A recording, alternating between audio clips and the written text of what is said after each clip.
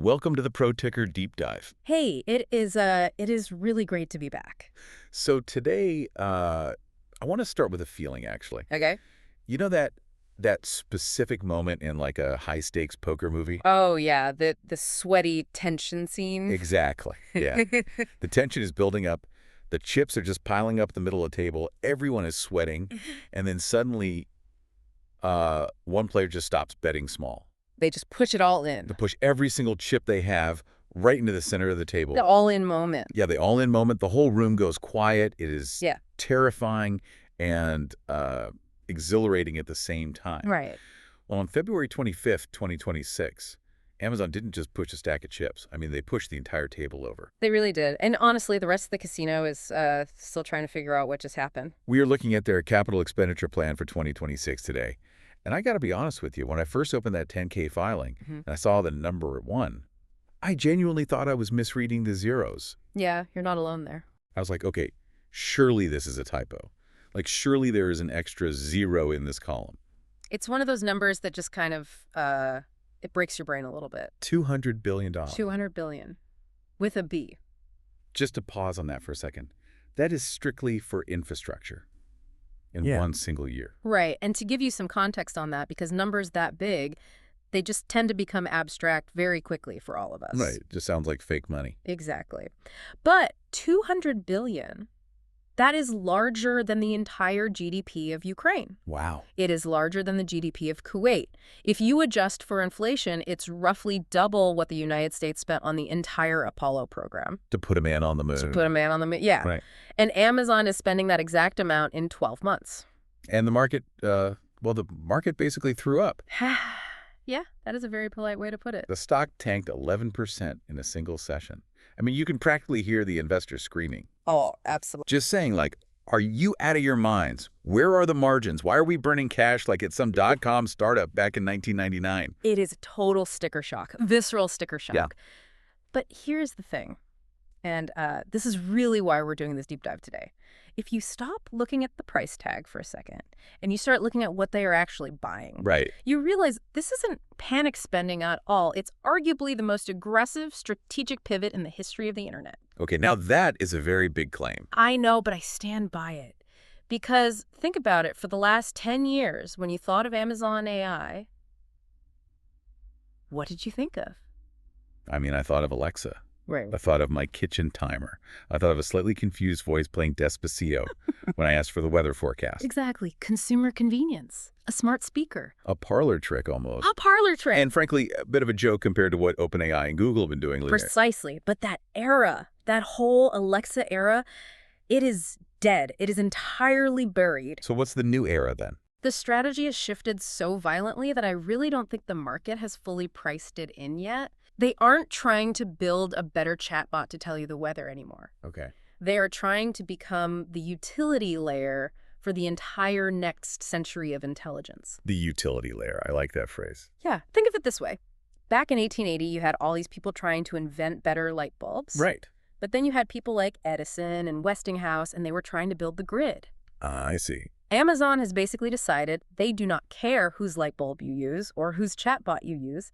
They want to be the ones selling the electricity. They want to be the power grid. They want to be the power grid that runs every single agent, every digital worker, and every piece of software on the planet. And to do that, you need wires, you need power plants, and you need a checkbook the size of a small country. And crucially, you need a totally different kind of general leading the charge. Right. You cannot run a wartime infrastructure build-out with a peacetime scientist. And that really brings us to the core mission of this deep dive today. For you listening, we aren't just going to sit here and gawk at the $200 billion. No, that's the easy part. We really need to unpack where that money's going. Because when you look at the sheer scale of the leadership reorganization they're doing. The hardware purchases, too. Yeah, the hardware, the strategy shifts. Yeah. There's a deeply fascinating story emerging here. It is a massive story about vertical integration. It's a story about leadership. We have this huge reorganization at the very top. The scientist is out and the builder is in. Yep. We have this wild circular economy thing happening with OpenAI that we definitely need to discuss because honestly, it sounds borderline illegal to me. It is definitely pushing the envelope of corporate strategy. And we have this narrative going around that AGI is so close. The idea that human-level intelligence is actually imminent, and Amazon is gearing up to manage a workforce of robots instead of people. It's a lot of ground to cover. It is a lot. So let's just start with the people, because personnel is policy, right? Always, if you want to know what a company actually values, you don't look at their press releases. You look at who they promote and who they fire. Yeah, exactly. And in Amazon's case, we just saw a changing of the guard that I think tells us absolutely everything. You are talking about the exit of Rohit Prasad. Rohit Prasad, right. Now, for anyone listening who doesn't have an Amazon org chart tattooed on their arm. Which is most of us. Right. Rohit Prasad was the guy for Amazon AI for a solid decade. He was the head scientist. He was essentially the father of Alexa. Okay. And he came from a very deep research background, very academic, very focused on natural language understanding. So he was the science guy? Exactly. He represented the science phase of Amazon's AI journey. The experimental phase. The let's see what's possible phase. It was all about white papers, academic conferences, and making these incremental improvements in voice recognition. Very research lab mentality. Very much so. It was like, can we make the computer talk? Can we make it understand different accents? And to be fair to him, they succeeded at that. I mean, Alexa's literally everywhere. My grandmother uses Alexa every day. They did succeed, but then they stalled. How so? Well, when the generative AI boom really hit, when ChatGPT landed in late 2022, Prasad's division looked completely flat-footed. They were caught off guard. Completely. They had the massive install base, right? Millions of speakers and homes, but they didn't have the intelligence behind it. Right. He had a speaker that could set a timer, but it couldn't write you a poem or draft an email. Exactly. And his departure now signals that Amazon has officially decided the science fair is over. No more blue ribbons for cool little voice experiments. No, they are moving into hardcore production. And that is exactly why the new guy stepping up is so incredibly significant, Peter DeSantis. Now, I know the name DeSantis mostly from the AWS keynotes. He is usually the guy up there in the flannel shirt talking about cooling systems and server racks. Yeah, that's him. He doesn't exactly look like your typical Silicon Valley visionary type. That is Peter to a T. He is the anti-hype man. He is a 27-year Amazon veteran. He is not an AI researcher. He didn't write any of the seminal academic papers on transformers. So what did he do? He led AWS utility computing. Okay, break that down for me. Utility computing, it sounds incredibly boring, but I have a feeling it's actually critical. It is the absolute bedrock of the modern internet. Utility computing means EC2 Elastic Compute Cloud. It means S3 Simple Storage Service. The cloud. The massive physical data centers. It means he's the guy negotiating power contracts with utility companies. He's the guy figuring out how to cool a giant server farm in the middle of a desert without melting the actual chips. So he's the plumber.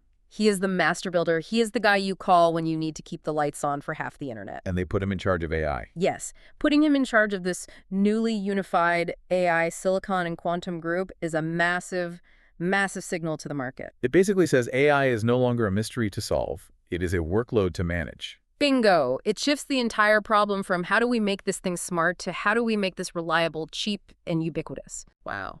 It treats AGI, artificial general intelligence, not as some sci-fi ghost in the machine, but as a raw commodity, like water or like gas. And this reorganization we're talking about, it isn't just swapping one CEO for another, right? It's about the scope of what he controls. Yeah. Because DeSantis isn't just running the software now. No, he's not. And this is the vertical integration play that Wall Street is finally starting to wake up to. Let's get into that. Under the old Amazon structure, you had a team doing custom chips. That was Annapurna Labs. Right. You had a team doing the cloud infrastructure. That was AWS. And you had a completely different team doing the AI models, Alexa and Bedrock. So they were completely siloed. Very siloed. I mean, they talked to each other, sure, Yeah. but they had totally different incentives and reporting structures. Classic corporate fiefdoms. Right. But now, DeSantis owns the whole stack, top to bottom. Everything. Everything. He controls the silicon, the actual physical metal chips.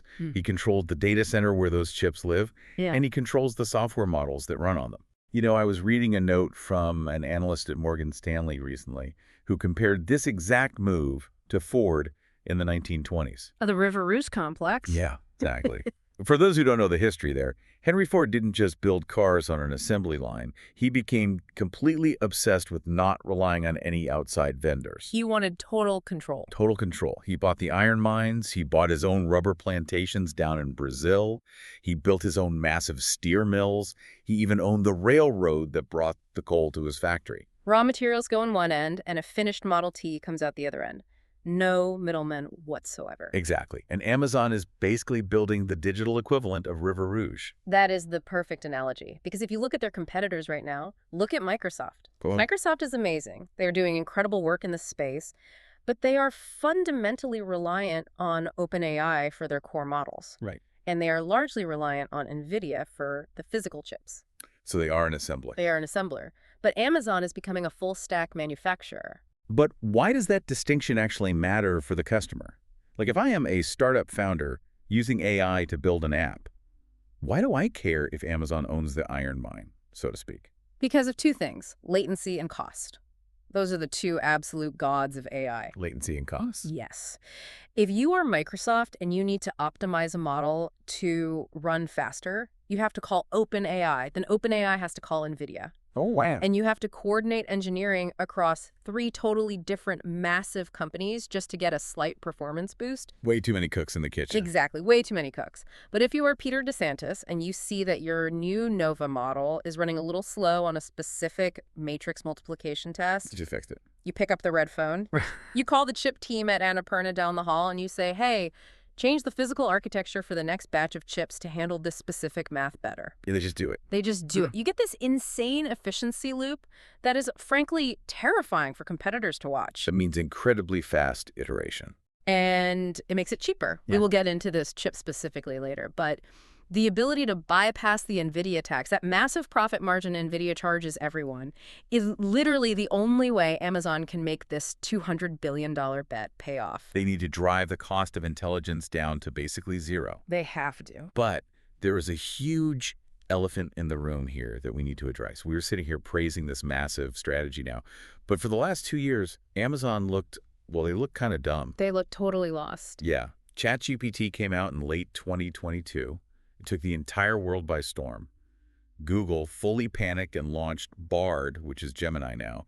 Microsoft pivoted their entire trillion-dollar company. And Amazon. And Amazon launched a few press releases about Bedrock. They really had this fast follower stigma attached to them. They really did. And internally, from what we hear from sources inside, it was pure chaos. Right. Oh, yeah, there's a massive identity crisis. The big debate was, are we an AI company?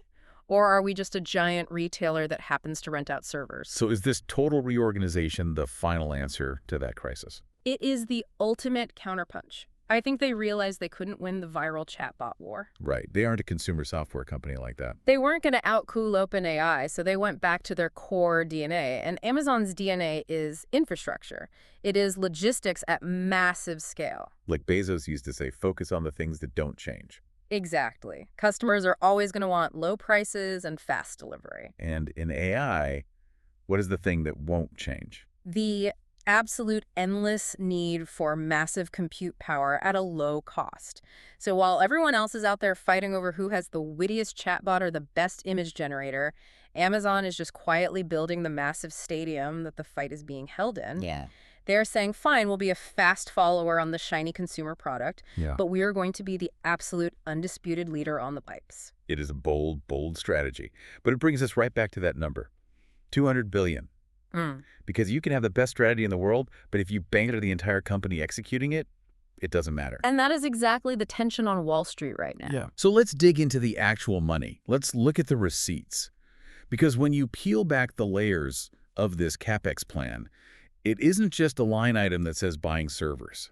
There's some very specific, very interesting strategic allocations here. It's a highly diverse portfolio of really big bets. One line item that really jumped out at me, and I think a lot of the mainstream press completely missed this, was the allocation for the government cloud. Oh, this is huge. This is fascinating. We are talking about $50 billion. That is 25% of the total spend allocated specifically for top secret and secret cloud regions. Built just for the spies. Literally just for the spies. 1.3 gigawatts of power capacity, dedicated solely to classified government missions. Let's pause on that phrase 1.3 gigawatts for a second because, again, these numbers are so big they lose meaning. Yeah, what does that actually look like in the real world? 1.3 gigawatts is enough continuous electricity to power a major city the size of San Francisco. That is insane. It is, ironically, slightly more than the 1.21 gigawatts that Doc Brown needed in Back to the Future. Great, Scott. I was hoping you'd make that reference. I had to. But seriously, getting that amount of physical power today is incredibly hard. You can't just plug a data center into the wall. Right, the grid can't handle it? Not at all. You have to physically build massive new substations. You have to fight local municipalities for new transmission lines.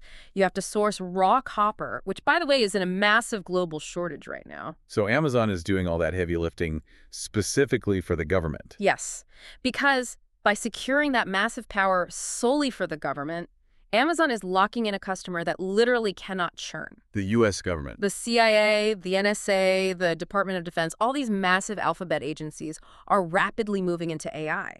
They need to process real-time drone footage, global satellite imagery, endless signals intelligence. And they obviously can't just run that through ChatGPT. Exactly. They can't do that on the public internet. They need an air-gapped, fortress-level, completely secure cloud environment. So Amazon is effectively building the Pentagon's brain.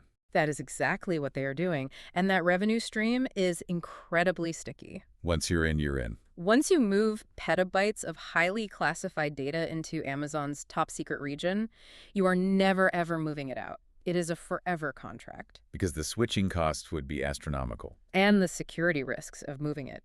It creates this permanent revenue floor for Amazon that competitors simply can't touch because they don't have the security clearances or the dedicated physical infrastructure. Okay, so that is the massive defensive play. But then there is the offensive play, the phrase that kept popping out of the documents.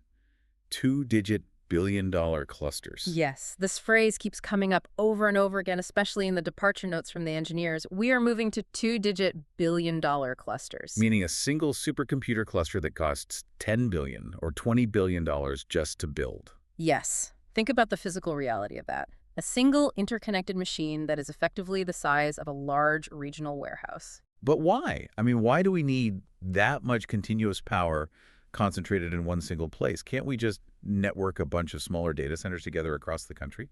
You can for some things, but not for training. Not for the next massive generation of AI models. Right on. To train a model like a GPT-6 or Amazon's new Nova Premier, the latency between the individual chips really, really matters. The actual communication time. Right. The data has to move between thousands of GPUs almost instantly to do the math. If you split that cluster across two cities, the speed of light itself becomes the limiting factor. Wait, the speed of light is the bottleneck. Literally, yes. Right. The time it takes light to travel through fiber optic cables between Seattle and Portland is too slow for the math these chips are doing. That is mind-blowing. So you need 100,000 chips sitting right next to each other in the same physical room, drinking from the same massive power source connected by proprietary cables that are as thick as your arm, all acting as one giant single brain. And how many companies can actually do that?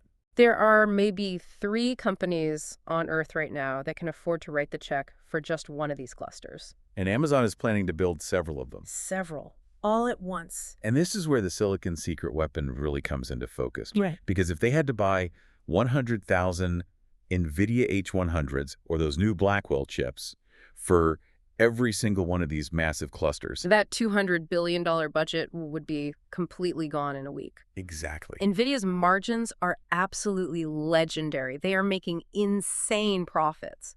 If you buy from them, you are paying a massive, massive premium just for the privilege of getting in line. And Amazon realized this was a trap. They realized it years ago, back when they bought this tiny Israeli company called Annapurna Labs. I remember that acquisition vaguely. It was barely even news at the time. It was a total blip. Nobody cared. But it turned out to be absolute genius. Annapurna Labs is now quietly one of the most important and powerful semiconductor companies in the entire world. And they're building the custom chips that make this whole $200 billion plan financially feasible. Exactly. So we hear these chip names thrown around a lot in the press. Trainium, Inferentia, Graviton. Can we just clarify the lineup here? What does each chip actually do? Sure.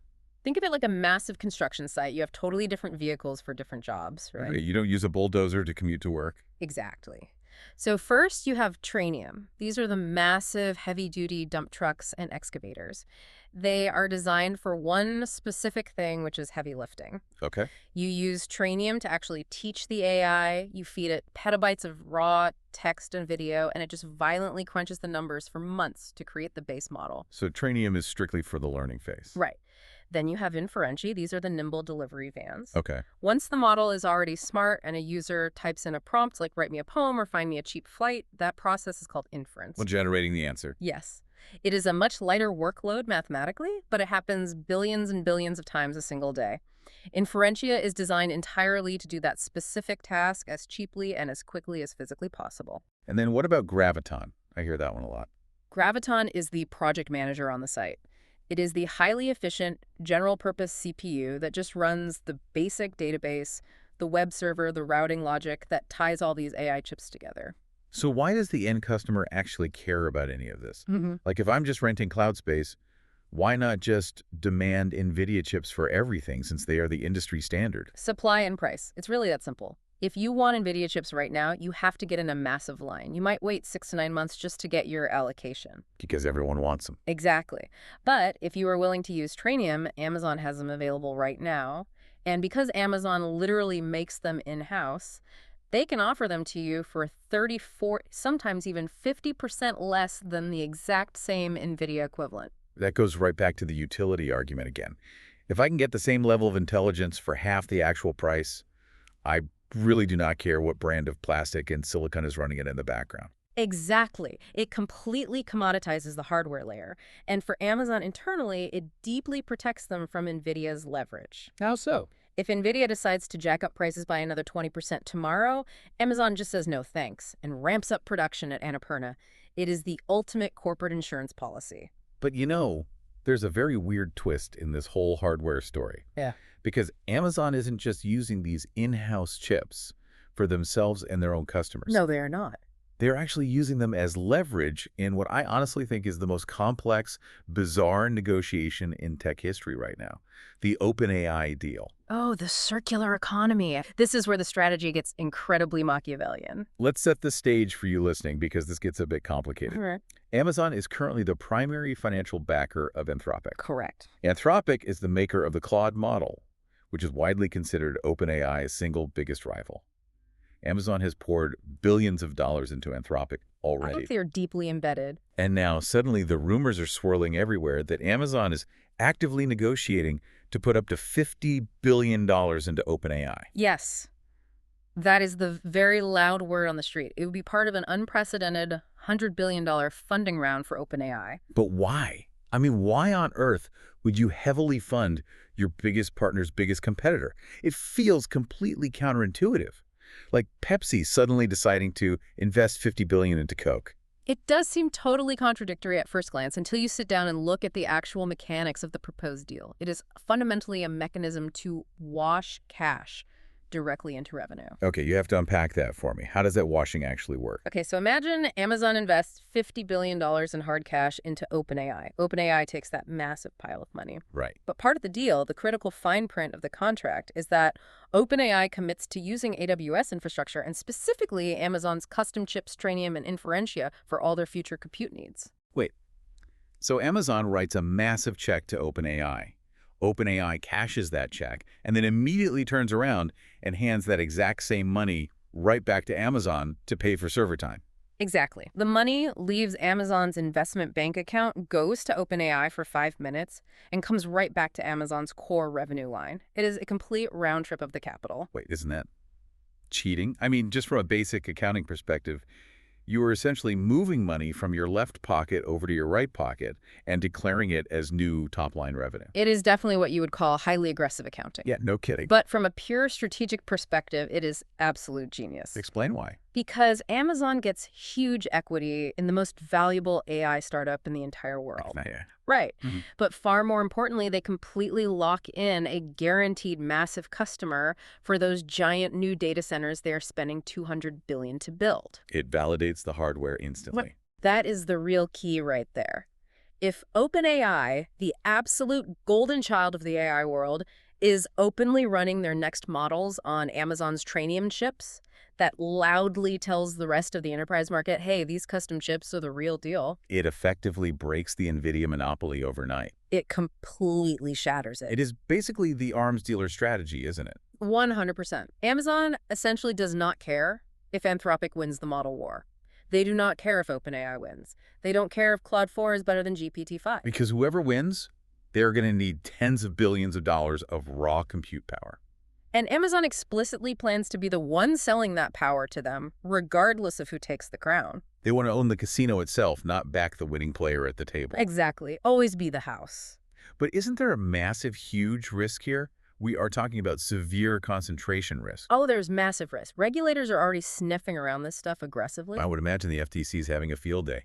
Absolutely, because if one single company, Amazon, becomes the primary physical infrastructure provider for both Anthropic and OpenAI. The two biggest labs in the world. Right.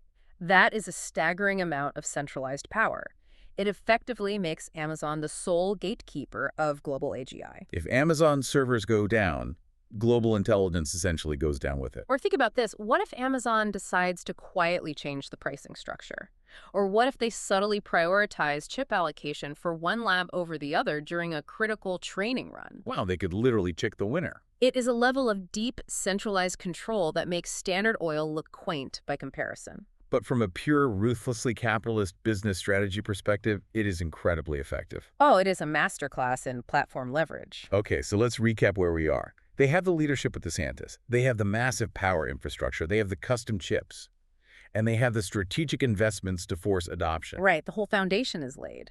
But what about their actual own product, the models themselves? Right, and that is the final piece of this puzzle we need to look at. Because for a long, long time, Amazon's own in-house models were, let's be charitable and say they were underwhelming. Very underwhelming. The Titan models didn't exactly set the world on fire. No, they didn't. Most developers just ignored them.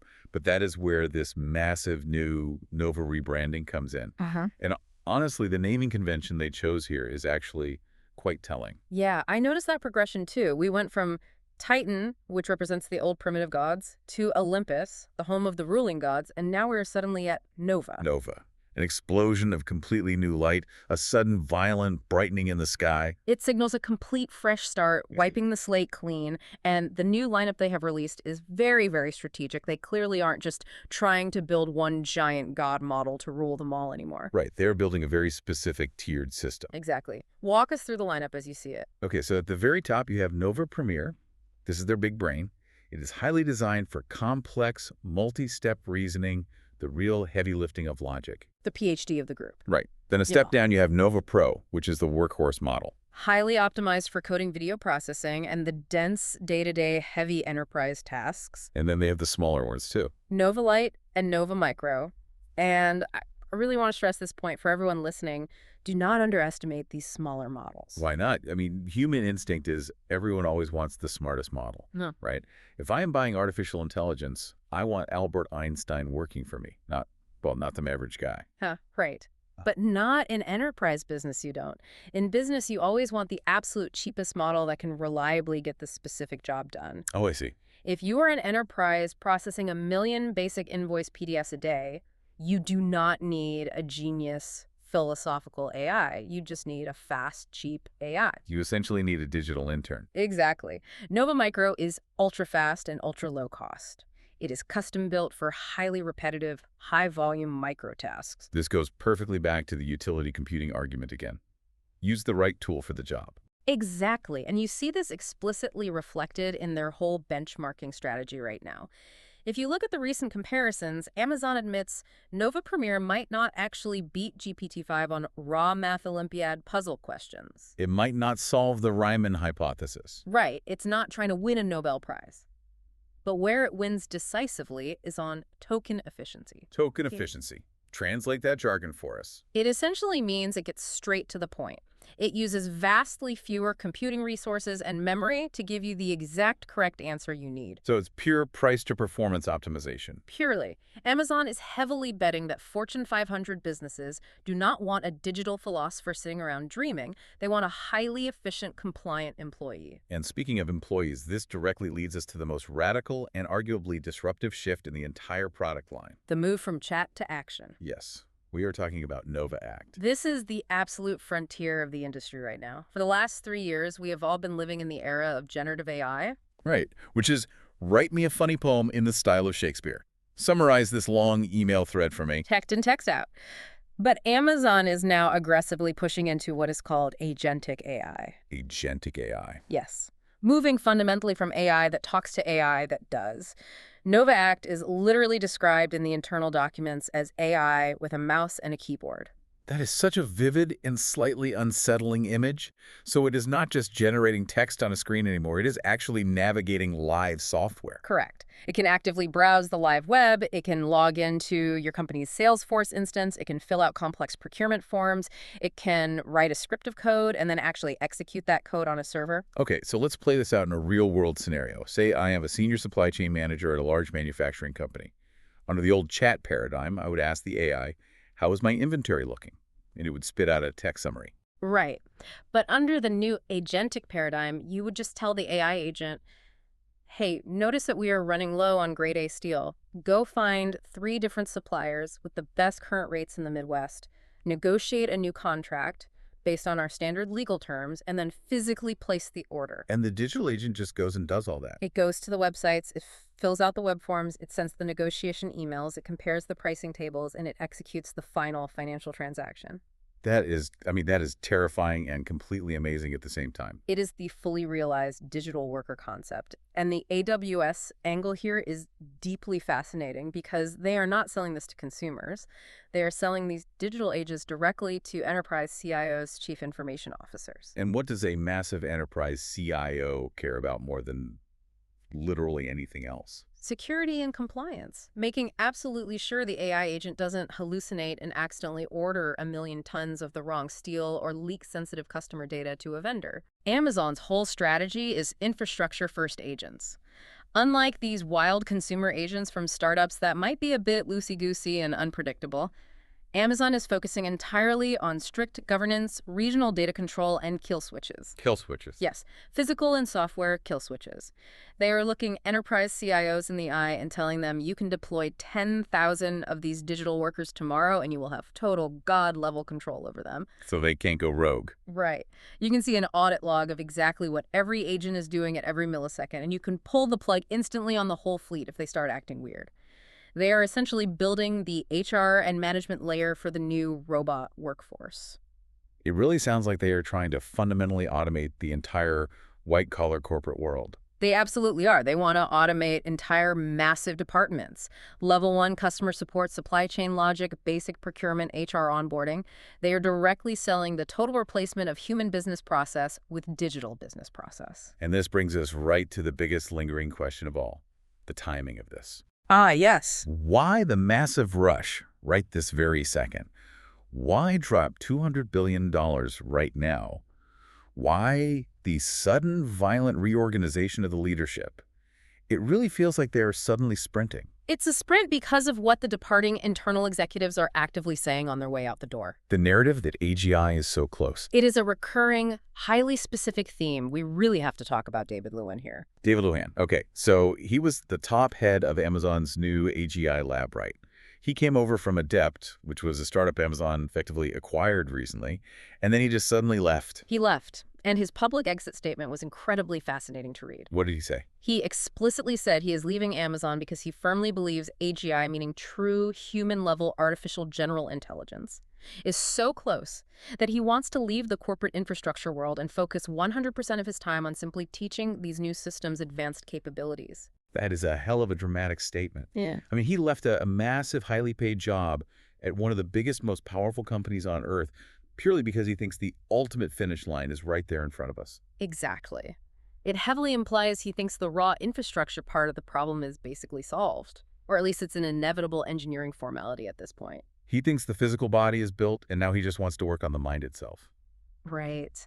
And we really need to quickly talk about that reverse acquire situation with his former company, Adept, because it perfectly shows how unbelievably desperate Amazon was to get this specific talent in the building. You explain that term reverse acquihire. It sounds like intense corporate legal gymnastics. It is pure gymnastics. So Amazon badly wanted David Luan and his elite engineering team at Adept. But buying the whole startup outright for billions would have instantly triggered massive antitrust investigations. The FTC would have been all over that, blocking it in court. In a heartbeat. So Amazon's lawyers did a licensing deal instead. They paid Adept a massive upfront sum of money just to broadly license their underlying tech. Okay. And then, as a completely unrelated coincidence, they just happened to hire almost all the key people, including the CEO, Luan. Huh.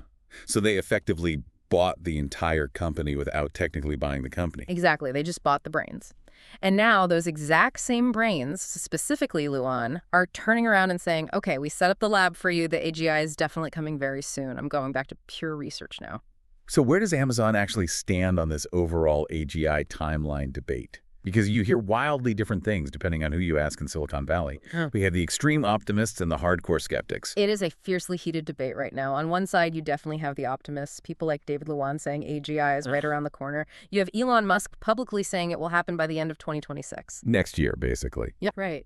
And Amazon's massive internal pivot, this historically unprecedented $200 billion CapEx spend, strongly suggests the board actually agrees with that short timeline. Because you do not spend $200 billion in a single year unless you are absolutely convinced something fundamentally huge is about to happen. You don't build the biggest physical power grid in human history unless you expect a massive, immediate surge in global demand. Exactly. But then you have the skeptics out there, too. Very vocal skeptics. People like Jan LeCun, the chief AI scientist at Meta. What's his argument? He argues that these large language models, no matter how gigantic you make them or how much data you feed them, they fundamentally lack world models. Meaning what exactly? They don't understand actual physical reality. Right. They do not truly understand physical cause and effect. They are ultimately just incredibly sophisticated statistical engines predicting the most likely next word in a sequence. So he thinks true AGI is still miles away. He thinks it is years, if not decades away. He thinks we are basically just building a really, really good version of iPhone autocomplete and mistaking it for a conscious brain. But Amazon clearly seems to be betting all their chips on the optimist's timeline. Or, and tell me if I'm off base here, at least they are redefining what the term AGI actually means so it perfectly fits their core business model. That is a very, very astute observation. Yes, Amazon has developed a highly pragmatic, almost boring definition of AGI. Yes. They aren't looking for some magical sci-fi character that falls in love with you like Scarlett Johansson in the movie Her. Right. They officially define AGI in their materials as generally intelligent systems you can specialize. What does that actually mean in practice for a business? It means they want a software system that is broadly smart enough to run a massive, complex global logistics network completely without human intervention. Or a system that can handle angry customer service calls for 1 billion different people simultaneously without ever getting tired or confused. So for Amazon, AGI isn't the god at all. It is just a highly capable middle manager. It is the ultimate corporate efficiency engine. Exactly. They're aggressively stripping all the philosophical mysticism completely out of it. They are corporatizing AGI. Yeah. They're literally turning human intelligence into a measurable KPI. That is exactly what they're doing. Wow. So let's try to synthesize all of this because we have covered a massive amount of ground today. We really have. We have the sweeping leadership change at the top, DeSantis, the master builder, completely taking over from Prasad, the scientist. Right. We have the staggering $200 billion spending spree on dedicated nuclear data centers and custom in-house silicon chips. The physical foundation. We have this brilliant arms dealer circular economy strategy playing out with OpenAI and Anthropic. Securing the massive demand. And we have the total product shift moving away from chat and towards Nova and autonomous digital agents. It is a highly cohesive picture when you step back. Honestly, it is a terrifyingly cohesive picture. Amazon is fully betting the entire company that raw intelligence is going to be the next great utility. Just like electricity, right? Just like electricity became a totally cheap, ubiquitous commodity in the 20th century, intelligence will become a cheap, invisible commodity in the 21st century. And Amazon fundamentally wants to own the power plant and all the wires. They just want to be the ones sending you the monthly utility bill, regardless of whose branded light bulb you happen to plug into the wall. Exactly. Whether you, as a user, prefer ChatGPT or Claude or Gemini or some highly classified government spy tool, underneath it all, Amazon wants the actual physical electrons to be flowing directly through their proprietary chips in their massive data centers. Now, looking back at the immediate market reaction to all this, the stock dropped violently. Institutional investors are clearly very nervous about the upfront cost. Is there a strong contrarian view here for investors? There absolutely is a contrarian view. If you truly believe in the core AI thesis, if you believe that global demand for pure compute power is going to keep doubling every 6 months for the next decade, Which all the major labs say it will. right, then this stock dip is a massive generational buying opportunity. It's history rhyming again, isn't it? It is exactly like buying Amazon stock back in 2002 when they were heavily bleeding cash, just building out the early AWS cloud. Everyone thought they were crazy. Wall Street hated it. They kept saying, why is an online bookstore burning billions of dollars building server farms? This is a massive distraction. And it turned out to be the single most profitable part of their entire business. Exactly. If this new infrastructure bet pays off in the same way Amazon permanently becomes the invisible physical backbone of the entire global economy for the next 20 to 30 years. It is a wildly high-stakes game. Yeah. But if they actually pull it off, they essentially own the grid. They own the grid. Period. Well, I want to leave everyone listening today with a final thought, something to really chew on after the episode. We talked a lot today about Nova Act and these new autonomous digital workers. Right, the agentic shift. And we talked about Amazon actively wanting to automate entire enterprise departments, procurement, supply chain, coding, customer service. The incoming digital workforce. Think about this. If Amazon is successfully building the massive infrastructure to support millions of digital workers that literally cost a fraction of a penny compared to a human employee. Yeah. And if their own top executives are confidently predicting that true AGI is so close that they are leaving to prep for it, what does the actual human corporate workforce look like in 2030? That right there is the multi-trillion-dollar question. Because if a company can suddenly rent a perfectly compliant, brilliant digital worker for $10 a month, that does the exact same work of a $100,000 human Well, employee. that changes everything. The fundamental underlying economics of human labor change overnight.